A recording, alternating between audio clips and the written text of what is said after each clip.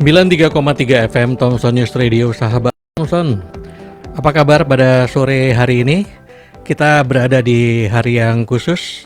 Kita ucapkan selamat merayakan Hari Galung bagi sahabat Thompson yang merayakannya 28 Februari 2024, dan karena ini bertepatan juga dengan hari Rabu, maka seperti biasa Thompson News Radio akan bertemu kembali dalam satu ruang dialog psikologi bersama Bunda Ira Putriani Juwita, Sarjana Psikologi dan Psikolog. Selamat sore Bunda Ira. Selamat sore Bapak. Ya, hari ini seperti yang sudah kita promosikan ya melalui Instagram, kita akan membahas tentang kekerasan dalam rumah tangga, atau kita selalu mengenalnya dengan KDRT. Sebuah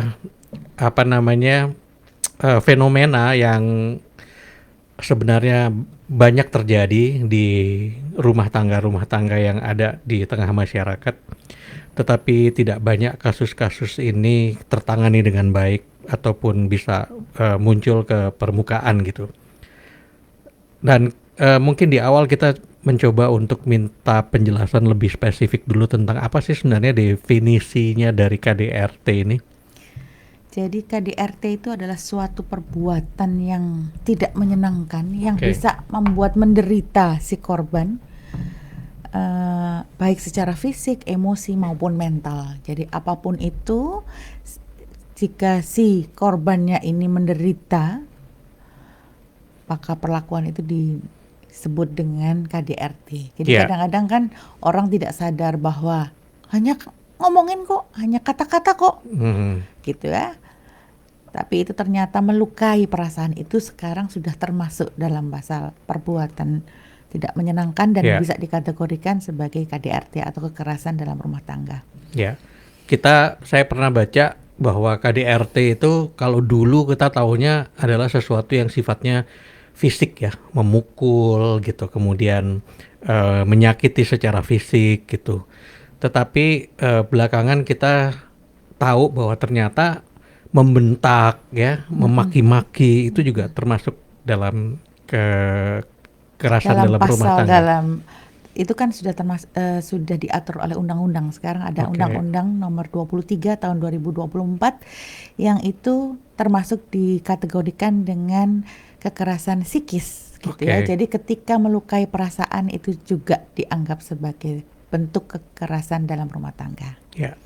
Dan kalau kita berbicara tentang konteks korban dalam kekerasan dalam rumah tangga, itu sebenarnya bisa siapa aja ya? Bisa siapa aja, bisa yang suami, bisa istri, bisa anak, bisa orang tua. Oh iya, gitu. orang tua. Orang tua itu mungkin gitu kan. Kalau itu dalam keluarga itu bukan keluarga inti gitu ya, dalam keluarga besar itu bisa terjadi seperti itu gitu. Nah, cuman kita kalau dalam kehidupan sehari-hari kita selalu tahunya bahwa normally kekerasan dalam rumah tangga itu dilakukan oleh para suami gitu, para laki gitu, itu yang paling banyak gitu. Emang benar begitu ya? Sebagian besar iya. Jadi ada namanya juga kekerasan gender di mana perempuan itu sebagai korbannya. Tapi tentunya ada beberapa persen itu yang laki-laki menjadi korbannya. Biasanya itu terjadi apabila si bapak ini sudah tidak bisa memenuhi standar ekonominya, dalam arti tidak bisa membiayai secara ekonomi keluarga itu, dan yang mengambil peran itu adalah yang perempuan. Jadi yang mengambil alih itu adalah perempuan secara ekonomi, yang membiayai keluarga itu adalah perempuan. Sehingga kalau misalnya si perempuan itu bekerja, tentunya dia meminta suaminya untuk menggantikan kedudukan ibu tadi menjadi tugas si bapak. Nah, pergantian peran ini kadang-kadang oleh laki-laki tidak bisa diterima karena kan berhubungan dengan harga diri yang seperti itu ya. Jadi ada kasus ada percobaan bunuh diri karena si laki-lakinya itu merasa tidak ada gunanya lagi. Jadi yang seperti itu ada kasusnya. Jadi nggak selalu bahwa yang korban itu selalu yang perempuan atau istri, tapi suami atau bapak juga bisa mengalami perasaan itu gitu kan, terlukai perasaannya gitu, seperti itu. Sejauh ini menurut Bunda Ira seberapa baik masyarakat ini telah memahami konsep dan dampak dari KDRT itu? Kalau di masyarakat Indonesia ini sekarang memang sedang belajar masyarakatnya, karena kadang-kadang kalau sudah masuk ke ranah rumah tangga itu orang lain nggak berani masuk gitu ya, karena dianggap mencampuri urusan dalam rumah tangga gitu. Jadi tapi sekarang apabila sudah terlihat ada tanda-tanda yang mengarah ke tindak kriminal, nah itu masyarakat harus peka. Jadi itu yang dibutuhkan adalah kepekaan masyarakat sekitar terhadap rumah tangga. Jadi Pak RT-nya nih harus harus peka terhadap warganya itu seperti apa gitu.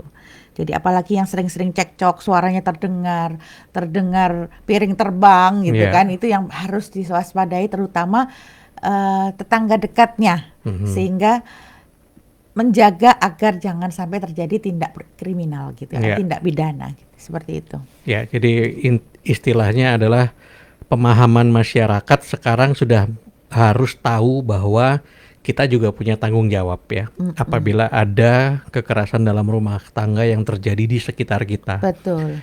Tidak untuk kita mencampuri, tetapi lebih kepada bagaimana caranya supaya tidak terjadi dampak negatif atau dampak-dampak yang fatal terhadap korban. Iya, dampak selanjutnya itu yang kita jaga gitu ya. Memang kadang-kadang kalau yang sudah kayak gitu kan orang takutnya dianggap mencampuri, nantinya kalau ada apa-apa dianggap sebagai saksi, nah itu yang ditakutkan gitu ya. Tapi ya memang itu konsekuensinya, agar tidak terjadi dampak-dampak yang berkelanjutan, ayo kita saling menjaga diri gitu ya, supaya masing-masing itu tidak saling menyakiti, tidak saling melukai, seperti itu. Ada nggak sih mitos-mitos umum yang masih berkembang terkait dengan KDRT ini sehingga memang akhirnya kita tidak terlalu peka gitu dengan apa yang terjadi, dan bagaimana kita mengatasi pandangan-pandangan yang keliru yang selama ini ada? Jadi kalau mitosnya itu kalau namanya orang cekcok itu udah biasa. Ya kan? Padahal kan ya cekcok memang karena memadukan dua pikiran, dua kepala yang sama-sama hitam ini tentunya susah gitu ya. Tapi kan bagaimana caranya? Kalau sudah terdengar suara yang keras, hinaan, makian, kebun binatang yang keluar, itu bukan solusi yang baik untuk menyelesaikan masalah atau menghadapi problematika berkeluarga gitu kan. Itu yang harus dipahami utama, bahwa semua masalah akan memang terjadi dalam rumah tangga, tapi kan bagaimana caranya menyelesaikan itu tadi. Itu yang pertama, bahwa jadi kalau ada masalah boleh nih tabok-tabokan, boleh nih tampar-tamparan. Jadi tidak seperti itu gitu, tidak diselesaikan dengan kekerasan.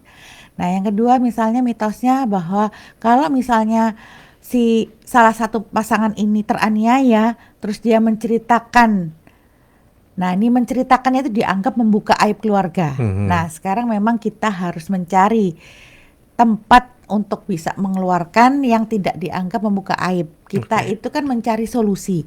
Kalau kita membuka aib terus semua orang yang ditemui diceritakan, atau kalau dia tidak cerita orang, dia menuliskannya dalam media sosialnya gitu kan, statusnya gitu kan, itu tidak mencari solusi, itu malah mencari netizen untuk membuli gitu kan, jadinya seperti itu. Jadi banyak mitos-mitos yang beredar gitu kan, jangan sampai yang terjadi seperti itu gitu. Nah kita tahu bahwa peran keluarga dan lingkungan sosial ini menjadi salah satu kunci ya, bagaimana kita menghindari terjadinya KDRT gitu. Bagaimana keluarga dan lingkungan sosial ini menjadi faktor pendukung atau bahkan kadang-kadang menjadi memperparah situasi KDRT itu. Iya, harusnya secara teori kalau kita melihat orang yang sedih gitu kan, kita akan membantu, memberikan support. Tapi kan kadang-kadangnya terjadi karena orang sering melihat sinetron tuh antagonisnya banyak, sehingga bukannya malah dibantu malah dibully gitu. Kamu ini nggak bisa ngatasin, itu kan masalah sepele. Ya sepele karena kita nggak tahu runtutan jalan ceritanya seperti apa gitu kan. Jadi bukannya mendukung malah dibully. Jadi sekarang sih sebenarnya kita dengan kemajuan teknologi yang sekarang, kita tuh harusnya tahu menempatkan diri, mengambil posisi gitu. Meskipun semua orang nggak usah sekolah psikologi gitu ya, tapi setidaknya tahu bagaimana kita menempatkan. Justru kadang-kadang antar perempuan nih yang saling membicarakan, saling ngatain gitu ya, bukannya mendukung malah nyukurin atau malah membuli gitu kan, yang seperti itu gitu. Ayo kita sekarang mulai belajar, semua ada manualnya. Kita punya handphone ada manual booknya gitu, ada punya laptop ada manual booknya. Tentunya dalam berumah tangga, bersosialisasi, kita juga sudah mulai belajar beretika, berakhlak gitu kan, supaya tidak semakin arahnya menjadi toksik gitu. Ya, kalau saya membaca literasi gitu, bahwa disebutkan salah satu penyebab dari KDRT itu juga ada akibat dari ketidaksetaraan kekuatan atau ketidaksetaraan gitu antara pasangan mungkin gitu. Apa yang bisa dijelaskan? Jadi yang seperti contohnya tadi, kalau misalnya ternyata yang mengambil peran dalam mencari penghasilan dalam keluarga itu yang perempuan. Nah, terjadi kan pembalikan tugas dan fungsi dalam keluarga itu, yang harusnya laki yang bekerja, ini kok yang perempuan. Nah, apakah siap pasangannya untuk kayak gitu? Bagaimana cara menghargai pasangan yang seperti, banyak kok sekarang terjadi bapaknya kerja di rumah gitu kan, ibunya kerja di luar. Nah, bagaimana komitmen untuk saling menjaga peran masing-masing itu yang diperlukan sebenarnya kalau terjadi pergeseran. Karena dalam keadaan ekonomi yang sulit sekarang kan, siapa yang dapat peran dulu, siapa yang dapat kesempatan dulu untuk bekerja menghasilkan keuangan gitu kan, tentunya itu harus disadari masing-masing gitu. Yang paling penting adalah menghormati pasangannya, itu yang selalu saya tekankan gitu kan. Gitu. Respect tadi ya. Iya gitu, seperti itu. Kalau ada juga di balik itu ketidaksetaraan yang diakibatkan oleh budaya, bahwa pada dasarnya pokoknya perempuan tuh harus ikut apa yang dikatakan oleh suaminya, atau perempuan harus ikut apa yang dikatakan oleh laki-laki, begitu juga anak-anak misalnya gitu. Ya, itu kan memang di budaya yang menginginkan bahwa laki-laki yang memegang peranan penting.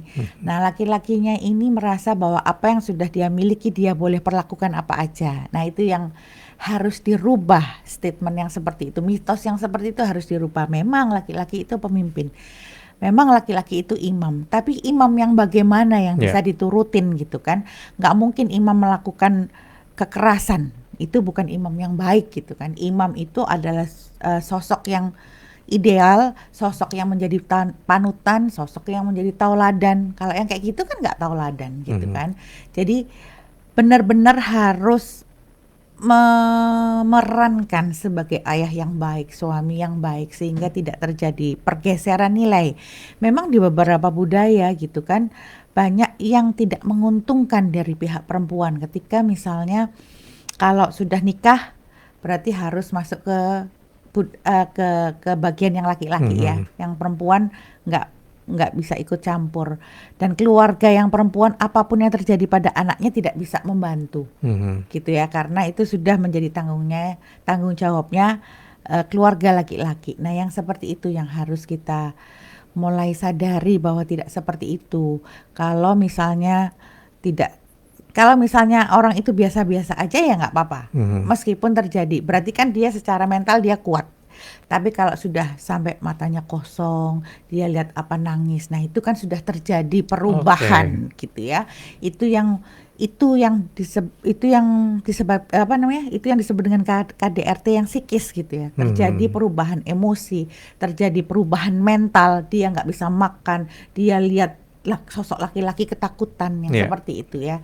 Jadi itu yang harus dijaga, bahwa ayo kita saling belajar bahwa sekarang ini memang sudah mulai bergeser pola pikir, pola asuh. Kalau dulu di zaman saya, di era 70-an di mana orang tua mendidik anaknya dengan otoriter, yang terkadang dengan ada sedikit cabukan, ada sedikit ceplesan, cubitan. Nah, sekarang kan sama sekali nggak boleh yang seperti itu karena itu bisa melukai fisik, melukai perasaan, melukai emosi gitu. Jadi perubahan zaman, perubahan generasi ini yang membuat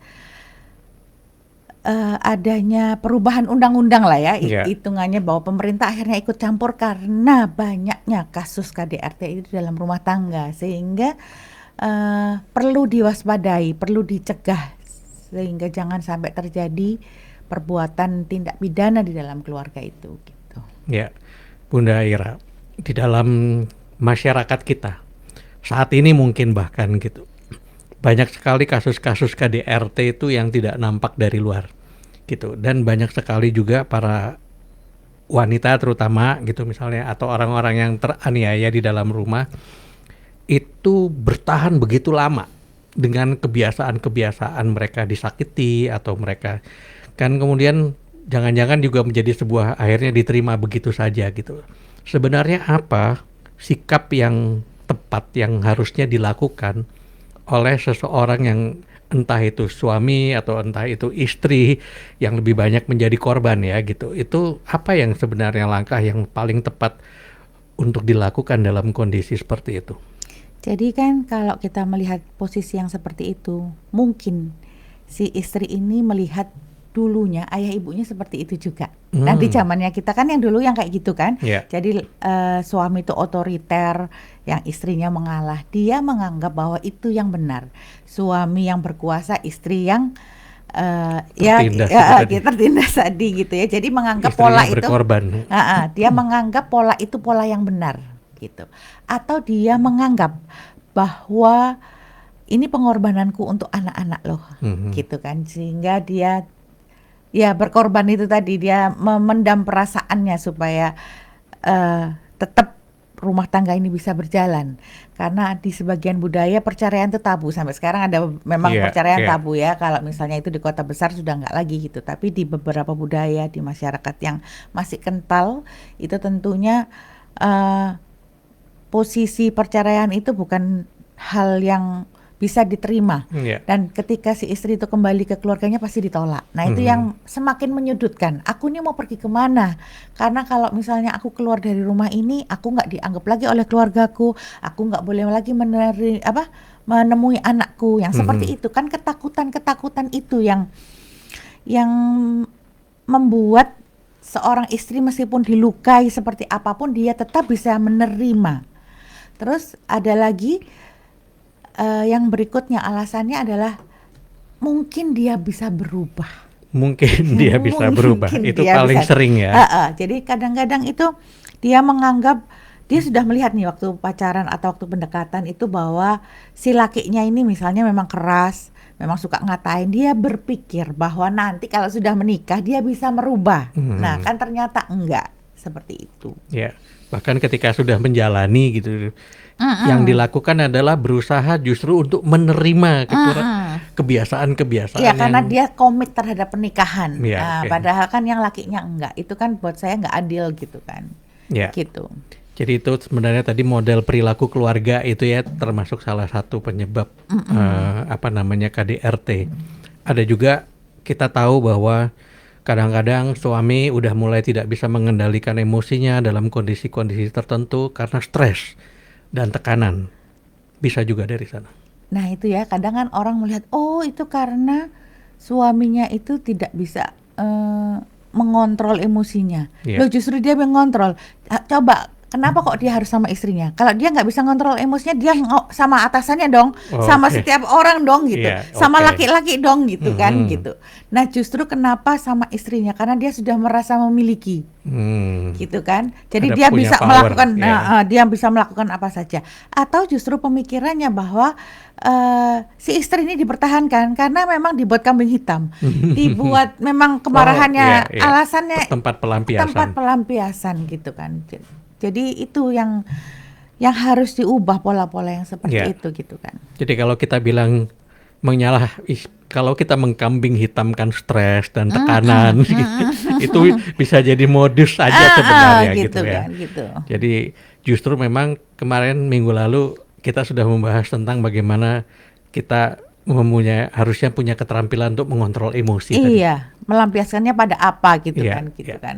Jadi kan kita bisa melampiaskan pada olahraga, pada kegiatan-kegiatan fisik yang bukan istrinya, Iya. gitu ya. Apakah itu di barbel, apakah itu di apa itu yang buat latihan tinju itu kan, Iya. itu yang seperti itu gitu kan. Harusnya seperti itu, bukan istrinya yang dibuat sansak gitu kan, Iya, gitu. iya. Sansak hidup itu nggak boleh dibuat istrinya gitu kan, gitu. Ya, kalau lebih kita bicara tentang keterampilan manajemen emosi tadi itu kan gitu.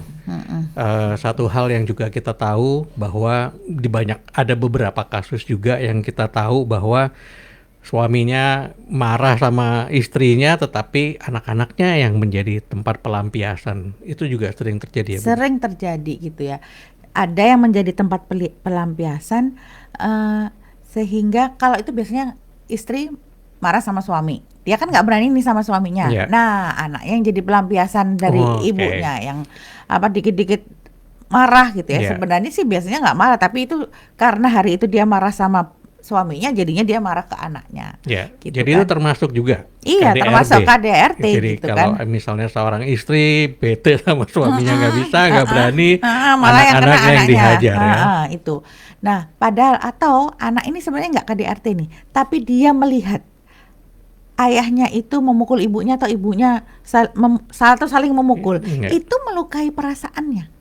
Jadi itu juga sudah dianggap KDRT gitu kan. Jadi orang tua meng-KDRT anaknya dengan secara tidak sengaja. Okay. Gitu kan. Itu kan menimbulkan masalah psikis di kemudian hari.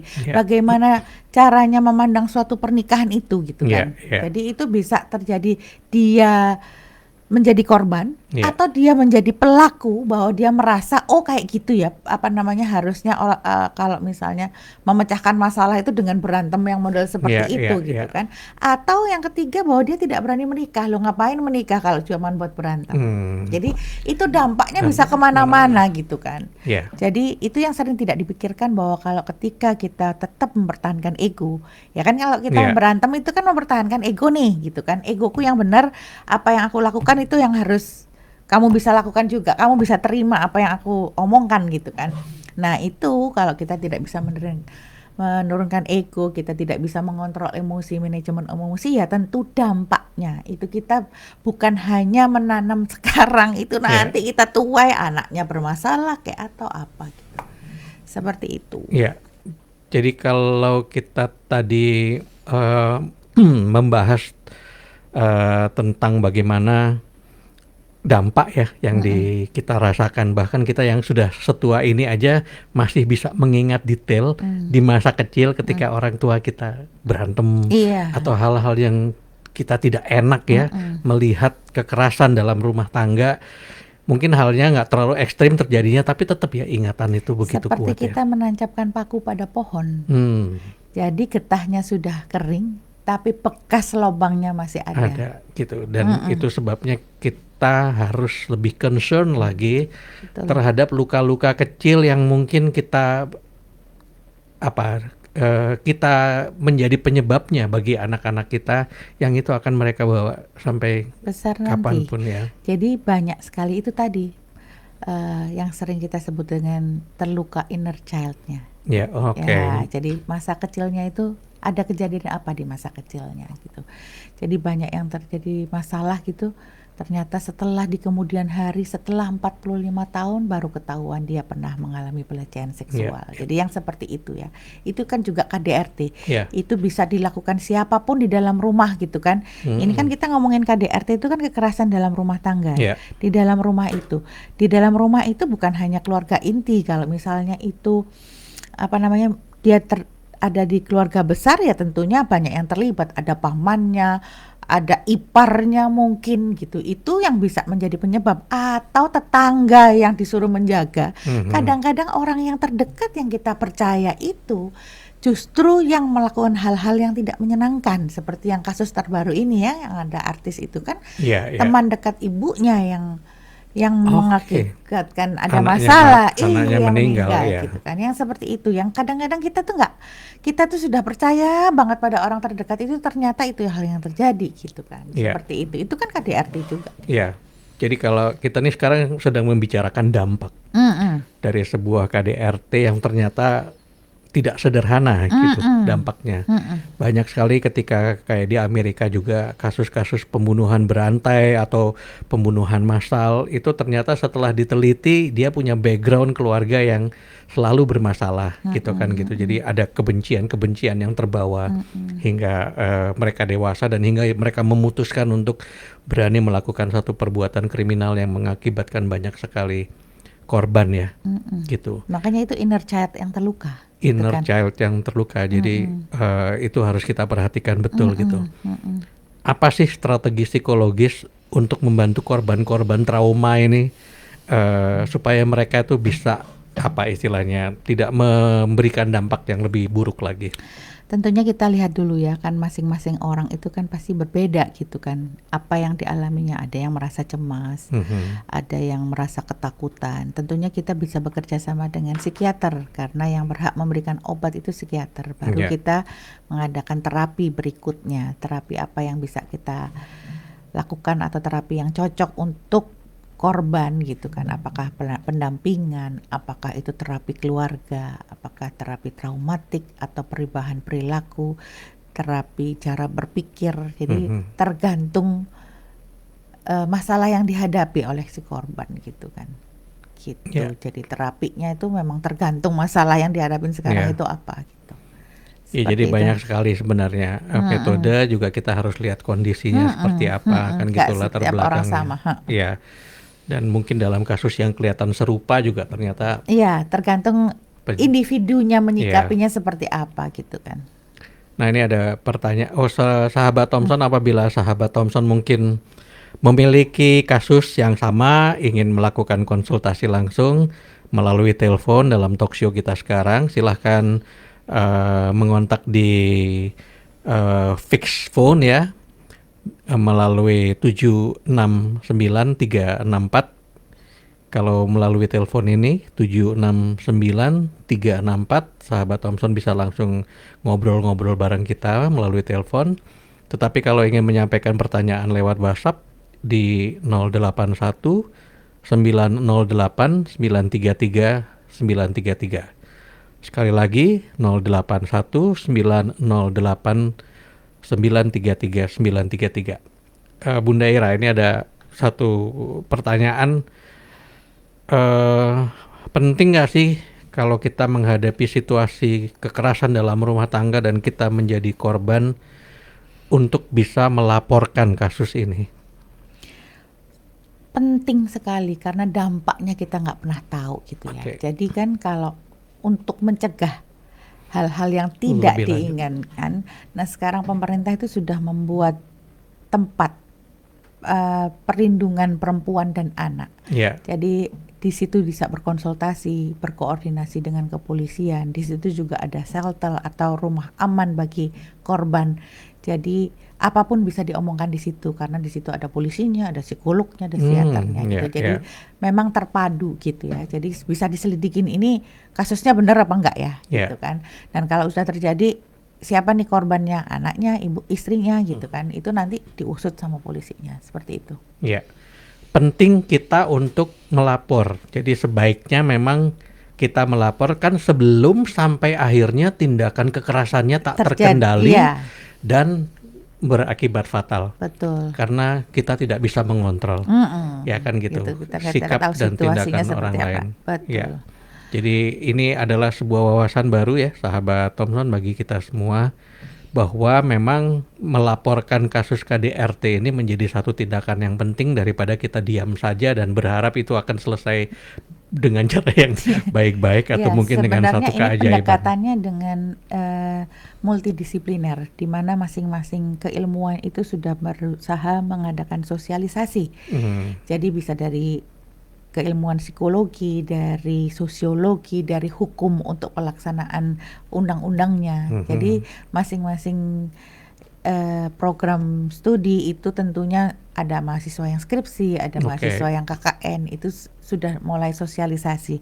Juga seperti ada Komnas Perempuan, Komnas Anak yang masing-masing itu sudah menyerukan betapa pentingnya pencegahan KDRT ini di masa yang sekarang ini gitu. Ya, gitu.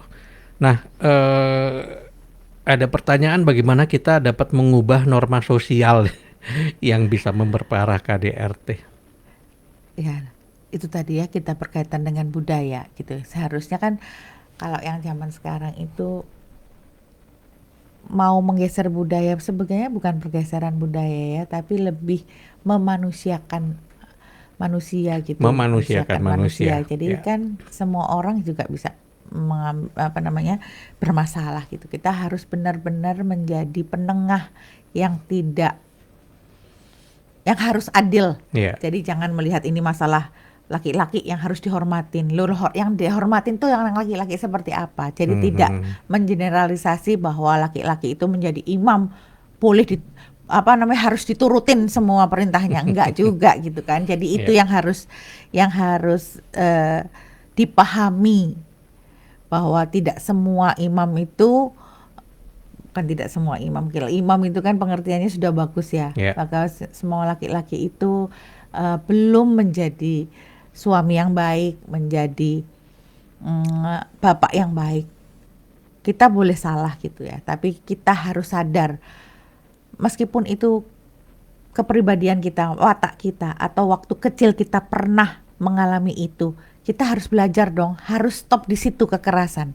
Jangan sampai turun ke anak-anak, itu yang harus kita sadarin.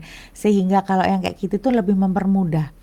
Kalau misalnya yang mau berubah istri aja atau suami aja, ya nggak bisa diteruskan pernikahan itu.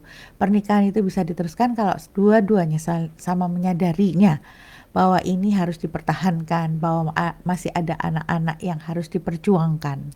Seperti itu. Oke, Bunda Ira, dalam kasus tertentu gitu, banyak sekali juga terjadi bahwa kekerasan dalam rumah tangga itu dampak dari penggunaan zat adiktif. Jadi penggunaan obat-obatan dan sebagainya itu termasuk juga alkohol, itu salah satu perilaku yang resikonya sering jatuhnya juga ke KDRT ya. Gitu. Apa yang mesti kita pahami? Jadi kan serba salah ya. Maksudnya ada orang yang karena masalah dia mengkonsumsi zat adiktif. Atau zat adiktif itu yang membuat dia melakukan KDRT. Jadi itu kan lingkaran setan banget gitu kan. Ini mana duluan sih sebenarnya gitu kan. Jadi itu yang memang harus dihindari karena memang itu benda-benda terlarang gitu. Kenapa sih kok dilarang? Karena itu ada akibatnya gitu loh. Jadi kan dianggap itu daftar G atau ya obat-obat terlarang ya memang tidak boleh dikonsumsi sembarangan gitu. Ketika kita mengkonsumsi alkohol yang terlalu banyak, tentu membuat perubahan cara berpikir, cara berperilaku yang main, jadi empati nggak ada. Nah yang seperti itu kan, jadi itu yang harus disadari bahwa itu yang memang harus dihindari zat-zat adiktif itu, seperti itu karena bisa merubah perilaku seseorang, merubah cara pikir seseorang. Gitu. Dan ketika kadang-kadang kita sebagai korban misalnya gitu menghadapi situasi seperti itu dan kita menyadari kebiasaan misalnya suami pulang selalu mabok atau suami kita juga nggak tahu tuh maboknya juga dibarengin sama obat-obatan apa enggak gitu kan gitu. Tetapi rasanya kalau ingin lapor itu kok menjerumuskan gitu. Padahal itu sebenarnya langkah penyelamatan harusnya kalau kita melaporkan itu. Makanya itu ada rehabilitasi. Jadi kan itu memang harus disadarkan dulu. Tapi kalau memang agak susah ya, namanya juga zat adiktif yang kita sudah tergantung pada obat, kan ketergantungan obat, karena meskipun sudah direhabilitasi nanti akhirnya balik lagi banyak kasus kan orang yang sudah direhabilitasi masih balik lagi karena otaknya udah nagih, udah maunya pingin terus gitu, yang seperti itu gitu. Ya, jadi kalau kita sekarang mencoba menggarisbawahi bahwa kembali seperti yang sudah kita bahas di minggu lalu, bahwa manajemen emosi ini memang menjadi landasan yang harus kuat banget ya. Karena salah satu penyebab terbesar dari kasus kekerasan dalam rumah tangga itulah pasti karena orang-orang anggota keluarga di dalamnya ini tidak punya kemampuan untuk mengelola emosinya dia sendiri gitu. Semuanya dilampiaskan begitu saja gitu dengan melakukan kekerasan. Bukan begitu, Bu? Iya, dan yang paling penting itu tadi ya, mengingatkan kembali kepada anggota keluarga. kepekaan itu sebelum menyesal di kemudian hari. Ketika misalnya ada salah satu anggota keluarga yang sudah help me mom gitu kan, itu kita tuh harus peka gitu. Yang kasus yang akhir-akhir ini kan, aku nggak mau berenang nih mah gitu kan, tapi kan ibunya nggak peka terhadap itu. Yang kasus yang anaknya sekolah di pondok pesantren juga gitu, tolong nih mah jemput aku. Nah kan ibunya nggak nyemput dan itu kan menjadi penyesalan. Jadi ketika ada orang yang minta tolong, harusnya kita udah peka terhadap itu. Karena gitu. Itu benteng terakhir biasanya kalau kita udah sampai nyerah itu ya minta tolong. Paling tidak kita lihat dulu apa kejadian sesungguhnya. Gitu bisa kan. saja memang iya enggak, atau bisa aja enggak, tapi lebih baik ngecek ya. Iya, harus waspada itu tadi gitu. Cuma kalau yang sekarang berkaitan dengan komunitas, dengan lingkungan teman-teman, siapa nih? Bapaknya, istrinya, anaknya. Ya, itu harus dilihat komunitas yang seperti apa sih gitu kan. Sekarang itu kan anak-anak banyak yang anak-anak remaja itu geng-gengan gitu ya. Itu harus kita lihat gitu kan. Ada geng motor, ada geng yang mencegat truk di jalan gitu kan. Itu kan ketidakwaspadaan orang tua terhadap anaknya dan membiarkan aja, oh ya dia pergi sama ini, tapi apa yang dilakukan kita tuh harus tahu gitu kan, yang seperti itu. Terus apa yang dilakukan geng tadi gitu. Kan takutnya kalau geng tadi itu malah mendampak, ya sekarang itu kalau kita pikir dari dulu tuh nggak ada habisnya tuh senioritas dan junioritas itu kan. Nah yang seperti itu kan harus ditangani secara apa? Jadi orang tua harus waspada, sekolahan juga waspada gitu kan. Kalau itu nggak bisa dihindarkan, anak-anak remaja itu kan memang butuh eksistensi diri. Nah itu kan yang harus disalurkan sebenarnya gitu kan. Jadi kalau pemerintah itu kan berusaha memberikan wadah. Jadi kalau dulu ada Karang Taruna, benar kan? Nah itu yang memang harus, anak muda ini energinya masih banyak. Nah itu yang harus disalurkan di tempat yang tepat, gitu kan. Idenya adanya Karang Taruna itu kan menyalurkan sesuai dengan kondisi lokal ya. Harusnya itu kan disadarin gitu. Jadi ayo yuk kita kembali yang ke situ gitu. Bagaimana mengarahkan anak-anak yang pengen eksistensi diri, yang energinya banyak itu menjadi suatu yang positif, bukan suatu yang negatif. Gitu. Bunda Ira, kalau kita berbicara KDRT, kita selalu bilang dalam skop rumah tangga, gitu kan gitu. Tetapi tidak bisa dipungkiri bahwa kalau kita berbicara rumah tangga, maka lingkungan di rumah tangga itu juga sangat berperan membentuk. Kemudian kan menjadi penting gitu. Dan kita tahu bahwa dalam kehidupan sosial kita saat ini sangat, bukan urusannya nggak cuma sama tetangga. Di dalam media sosial kita punya netizen yang ada di sekitar kita gitu. Dan kalau tadi kita bicara tentang kekerasan verbal yang dalam bentuk kata-kata dan kalimat, itu hampir sering kali atau tiap hari membanjiri komentar-komentar dari postingan-postingan yang ada di Instagram maupun di mana-mana ya gitu, yang memang nadanya tuh hate speech gitu, memang kebencian, makian-makian itu bahkan keluar di sana gitu. Ini juga ikut mempengaruhi sebenarnya secara kuat terhadap perilaku kita dalam rumah tangga. Jadi ada faktor budaya ya. Kalau di Jawa Timur, di Surabaya itu ada J besar J kecil gitu ya. Ya, yang seperti itu gitu ya. Atau di Sumatera dengan kata-kata yang lain, tapi itu juga salah satu bentuk makian. Tapi juga bentuk bercandaan juga. Nah, itu kan cara menempatkannya seperti apa gitu. Nah, itu tadi kalau kita sudah bisa menyadari bahwa ternyata efek dari kalimat atau kata-kata itu bisa menyakitkan. Apalagi pasangannya dari berbeda budaya. Nah, itu kan pasti menimbulkan dampak yang lain gitu kan. Satunya dari Jawa Timur, satunya dari Jawa Tengah, nggak nyambung gitu kan jadinya gitu kan. Satunya menganggap hal itu yang biasa, yang pasangannya bisa waduh gitu kan, jadi baperan. Jadi itu yang harus dibiasakan, bahwa ayo kita mengganti kata-kata itu menjadi yang lebih baik gitu. Itu kan udah kebiasaan ya kalau orang Surabaya itu kan, kata-kata itu kan itu dianggap biasa. Tapi kalau orang yang nggak biasa dengerin kan risih pasti dengerinnya gitu. Jadi itu tadi ya, kita menjaga perasaan orang, kita menghargai, kita menghormati. Jadi jangan hanya kita ketemu Pak Presiden aja kita hormat gitu kan. Justru yang dengan keseharian kita setiap hari itu yang harus kita rubah gitu. Seperti itu. Jadi kita kembali lagi kepada pentingnya pendidikan ya. Gitu, kepada mungkin generasi yang tua-tua ini udah susah ngerubahnya. Sebaiknya generasi kita yang akan datang itu kita berikan pendidikan yang cukup untuk masalah etika dalam menggunakan media sosial, meningkatkan literasi medianya mereka gitu, supaya mereka tahu bagaimana caranya berinteraksi secara sosial dengan cara yang lebih baik, yang menimbulkan dampaknya juga lebih positif gitu kepada apapun di masa depan mereka ya. Jadi kalau kita ngomongin masalah pendidikan, kalau memang susah, semakin tua semakin susah berubah. Tapi kan kita kalau sudah menemui masalah gitu kan, waduh ini ada yang salah nih.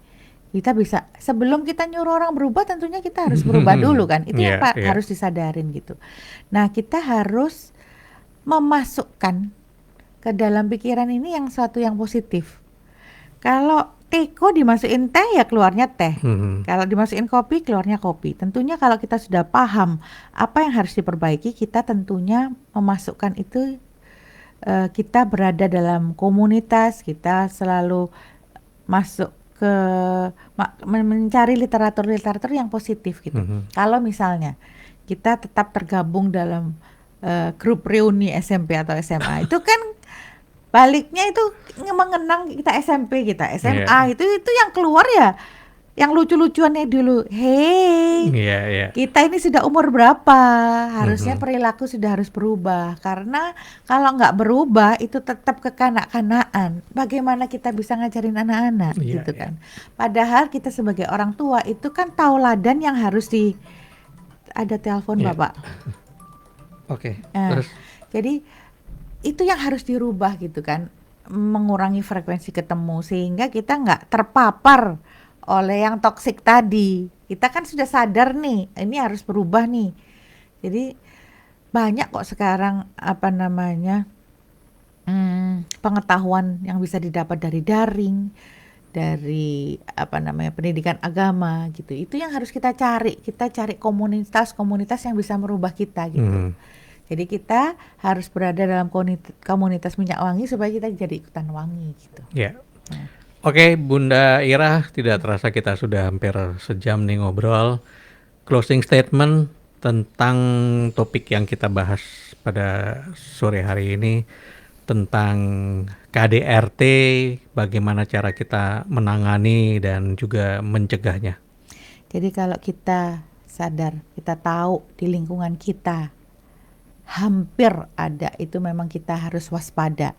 Pada tingkat itu mungkin kita bisa lapor ke Pak RT dulu atau laporkan, kalau kadang-kadang kita takut ya untuk mencampuri urusan rumah tangga. Yang paling mungkin adalah di perlindungan perempuan dan anak tadi, karena di situ yang bisa menelaah ini patut diintervensi atau enggak gitu kan. Jadi kepekaan itu yang harus dilihat, dan kita sebagai orang tua apabila ada warning, tolong ada kata-kata tolong aku keluarkan dari sini, itu tolong dipahami. Harus kita dipedulikan supaya tidak ada tindak kriminal atau tindak pidana selanjutnya. Ya, untuk menyelamatkan. Ya, sahabat Thompson, semoga obrolan kita pada dialog psikologi Thompson News Radio pada sore hari ini bisa menambah wawasan kita semua. Semoga keluarga kita selalu dilindungi, semoga anak-anak kita juga mendapatkan perhatian dan kepekaan dari kita semua para orang tua, agar mereka tidak menjadi korban lebih lanjut. Dan sebaiknya kita usahakan sedemikian rupa bagaimana kita mengendalikan emosi kita, bagaimana kita memanajemenin hal-hal dari kekurangan kita dalam konteks ketidakmampuan untuk menahan emosi gitu. Dengan demikian kita bisa membantu mencegah terjadinya kekerasan dalam rumah tangga, sehingga kita memiliki lingkungan sosial dan masa depan yang lebih baik bagi anak-anak semua. Saya Patrick Jonathan, terima kasih Bunda Ira sudah ngobrol dengan kita sore hari ini. Kita akan jumpa lagi di minggu yang akan datang. hanya dengan sepatah kata.